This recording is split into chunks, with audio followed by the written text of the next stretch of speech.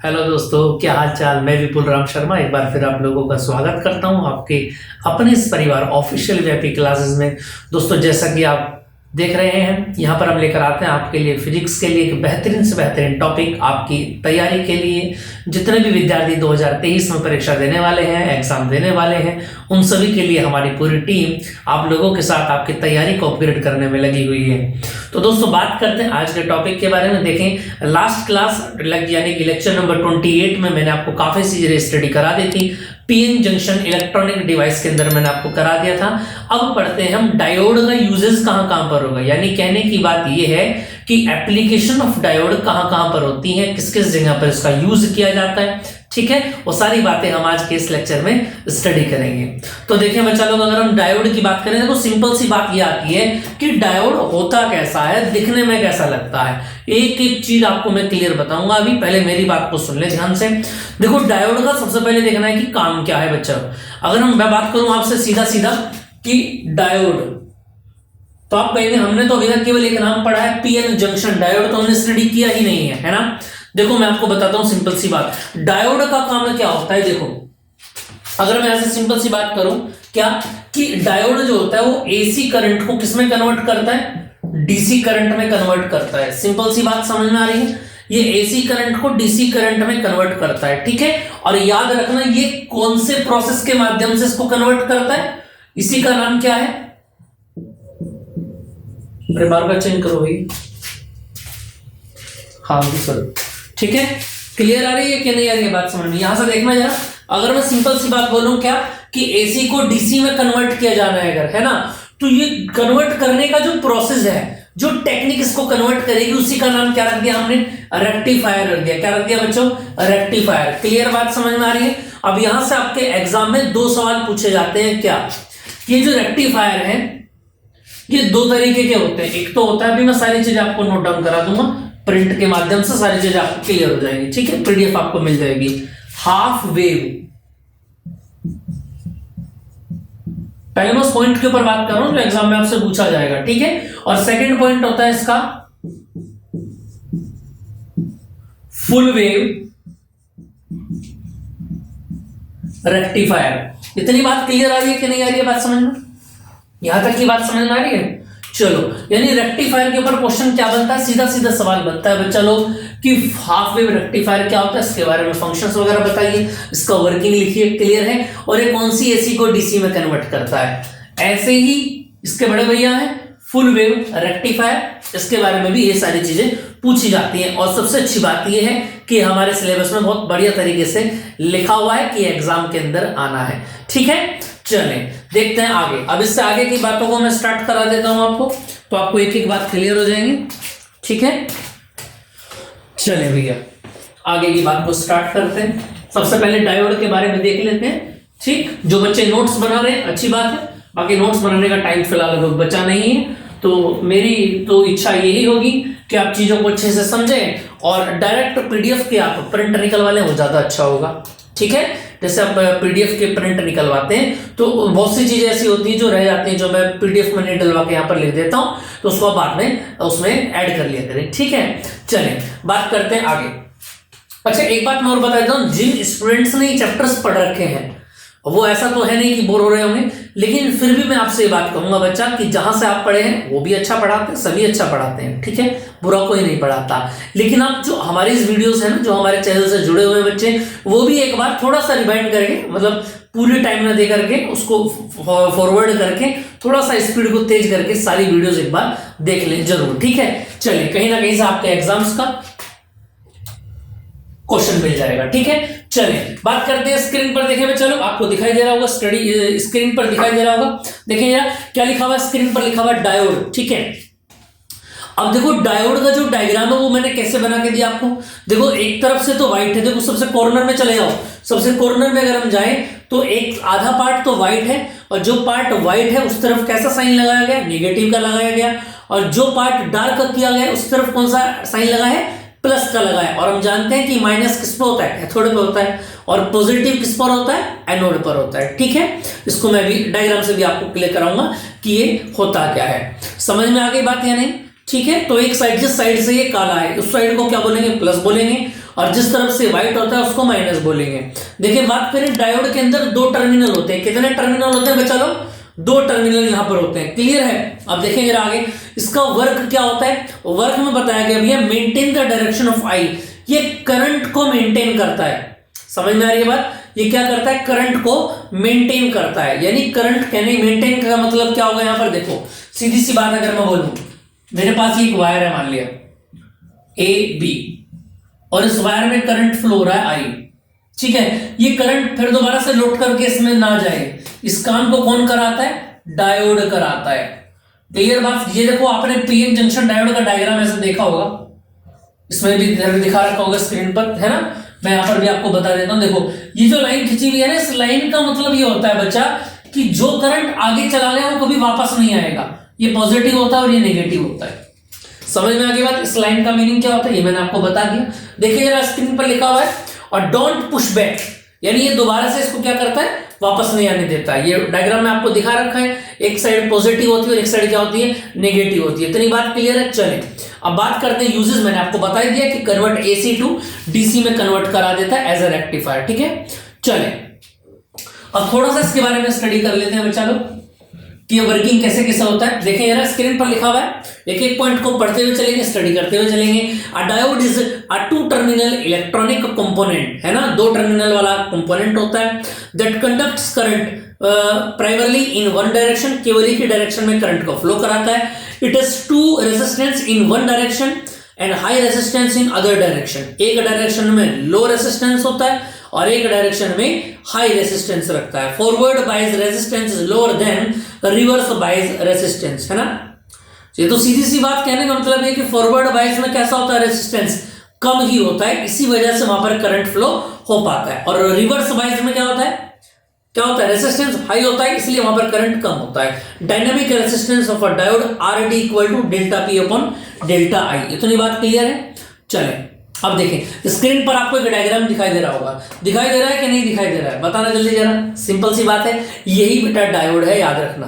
ठीक है, इसको बाजार से मार्केट से लाके भी आप इसको देख सकते हैं कि डायोड क्या है। ठीक है, देखो एक साइड व्हाइट है और एक साइड ब्लैक है, यही मैंने अभी भी आपको बताया था। देखिए बात करते हैं आगे बच्चा, इसका नोटिफिकेशन यहां पर दिखा रखा है। जो लाइन में एरो लगा, एरो के आगे जो लगा हुआ है वो माइनस होता है कैथोड, और जहां से है पॉजिटिव होता है। ये साइन मैंने आपको बता दिया है। ठीक है, चलो अब नेक्स्ट डायग्राम में हम देखते हैं क्या। देखो यहां पर एक बात दिखाई दे रही है,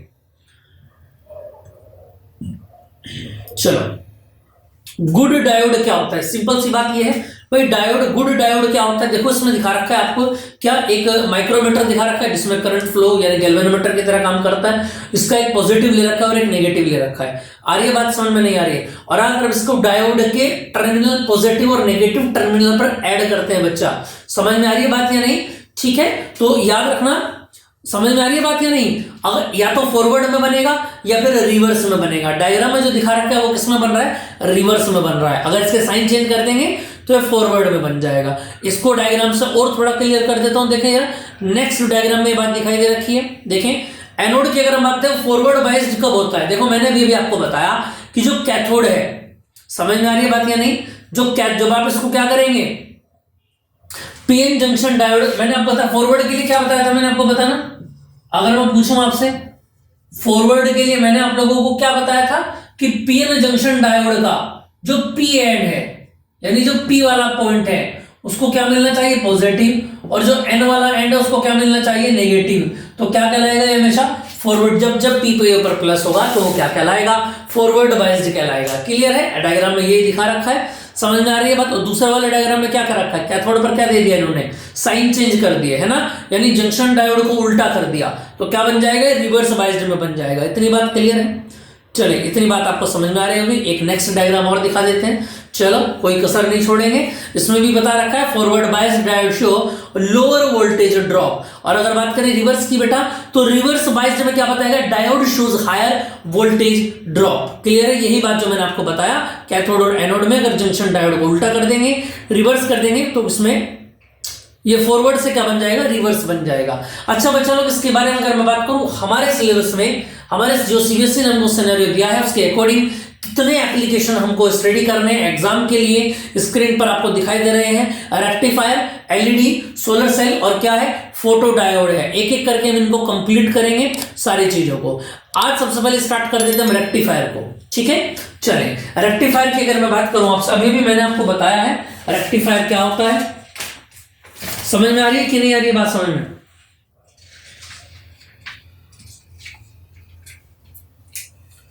चलो, इतना समझ में आ गया होगा आपको।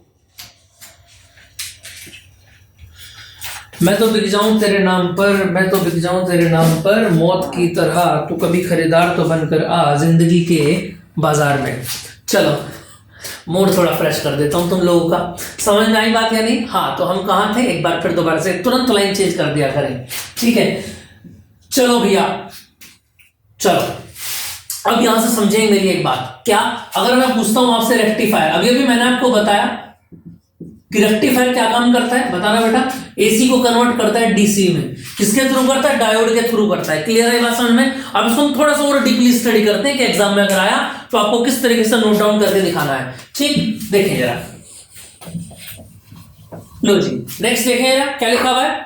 Rectifier converts an oscillating two directional alternating current AC into a single directional current DC, यानी एसी को डीसी में कन्वर्ट कर देगा।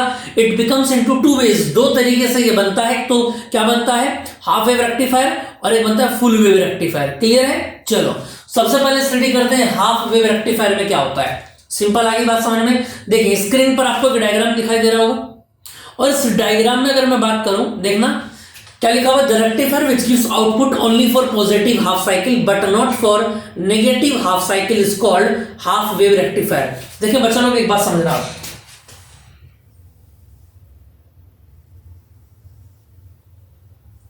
इसको डायग्राम को आगे भी मिलेगा, कोई दिक्कत वाली बात नहीं है, लेकिन फिलहाल यहां पर समझना जरूरी है। देखो सिंपल सी बात यहां पर क्या है कि आपने क्या दिया, इनपुट एसी वोल्टेज दिया है ना, और आपको क्या मिलना चाहिए अगर मैं बोलूं, आउटपुट डीसी मिलना चाहिए, यही तो बात है। चलो अगर मैं बात करूं एसी की, तो एसी चलता है कैसे बोलो, upper half lower half, upper half lower half, ये एसी चलता है। समझ में आ गई बात या नहीं? इतनी बात क्लियर है? अरे समझ में आ रही है ना इतनी बात? यहां तक की बात समझ में आ गई होगी। अब हाफ वेव रेक्टिफायर क्या करता है, देखो मैं बता देता हूं आपको पहले। अब जो आपको आउटपुट मिलेगा उसके बारे में बात कर लेते हैं। देखो नाम से आपको एक बात पता लग रही है क्या? नाम से एक बात समझ में आ रही है, half wave rectifier. Half wave rectifier का मतलब क्या है, यानी वेव जो है वो केवल हाफ ही कन्वर्ट होगी इसके अकॉर्डिंग। समझ में आई कि नहीं आई बात? समझ में आ रही है इतनी बात समझ में है भाई? देखो कहने का मतलब क्या है, जो ये अपर हाफ है ये लोअर हाफ है, ये अपर हाफ है ये लोअर हाफ है, लेकिन जब आप इसको कन्वर्ट करेंगे हाफ वेव रेक्टिफायर में, देखो डायग्राम में आपको दिखाई दे रहा होगा, पे एक प्राइमरी कॉइल है और उसके बाद डैश लगा हुआ, उसके बाद सेकेंडरी कॉइल है। प्राइमरी कॉइल कौन सी है, उसमें वो आप क्या देंगे, उसमें इनपुट एसी को देंगे, ये वाली इनपुट जो एसी है उसको आपने दे दिया। उसके बाद सबसे पहले जब करंट जाएगा तो S1 ब्लॉक से होता हुआ कहां पर जाएगा, P पर जाएगा, जिस पर प्लस रखा हुआ है। समझ में आई बात या नहीं? और N पर क्या होगा, यहाँ पर N पर क्या होगा, माइनस लगा हुआ होगा, ठीक है। इस प्रोसेस को हम ट्रांसफार्मर बोलते हैं, जहां पर प्राइमरी और सेकेंडरी कॉइल को ऐड किया जाता है। फर्स्ट वॉल्यूम में हमने स्टडी किया था, ठीक है, एसी सर्किट वाले चैप्टर में आप लोगों ने भी किया होगा, ऐसा मान करके चल रहे हैं, ठीक। चले बच्चा आगे की अगर मैं बात करूं, देखिए स्क्रीन पर आपको दिखाई दे रहा है पीएन जंक्शन जो है वो डेकी डायोड इसमें यूज किया जाता है हाफ वेव रेक्टिफायर में। ये सबसे इंपॉर्टेंट बात है कि only one diode D1 is used in half wave rectifier that convert AC into DC.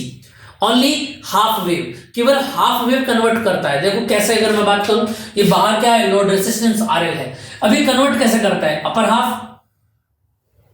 फिर सीधा जाएगा। समझ में आ रही बात या नहीं? लोअर हाफ के लिए कुछ नहीं दिखाएगा, फिर अपर हाफ, फिर लोअर हाफ के लिए कुछ नहीं दिखाएगा, फिर अपर हाफ। यानी कहने का मतलब यह है कि केवल ये क्या होगा, केवल अपर हाफ के लिए करंट फ्लो होगा। क्लियर बात समझ में आ रही है कि नहीं आ रही है बात समझ में? लोअर हाफ के लिए करंट फ्लो नहीं होने वाला। समझ में आ गई बात? इतनी बात क्लियर है? चलो अब इसको एक बार फिर दोबारा से स्टडी करते हैं, फिर इसकी वर्किंग भी मैं आपको लिखा दूंगा। ये समझ में आ गया? एक बार मैं आपको क्लियर फिर डायग्राम दिखा देता हूं। सबसे पहले क्या होगा बेटा जी, एसी करंट से जाएगा, P1 से होता हुआ जाएगा S1 के जब अंदर एंटर करेगा तो डायोड D1 जब आपने कनेक्ट किया है तो P पर कैसा था, प्लस था, और N पर कैसा था, माइनस था, करंट फ्लो हो गया, ठीक है। लेकिन जब लोअर हाफ की बात आएगी, लोअर हाफ में क्या करेंगे आप, अब स्विच को आप चेंज कर देंगे। जो S1 स्विच था वो अब क्या बन जाएगा, नेगेटिव बन जाएगा, और S2 स्विच जो नीचे है वो कैसा बन जाएगा, पॉजिटिव बन जाएगा। और P पर देखो हमने S1 को क्या दे दिया, माइनस दे दिया, तो P पर भी क्या आ जाएगा, माइनस आ जाएगा। और P पर माइनस आने का मतलब है कि पूरा का पूरा सिनेरियो कैसा बन गया, रिवर्स बाइज्ड बन गया। और रिवर्स बाइज्ड में हम जानते हैं कि करंट फ्लो नहीं होता है।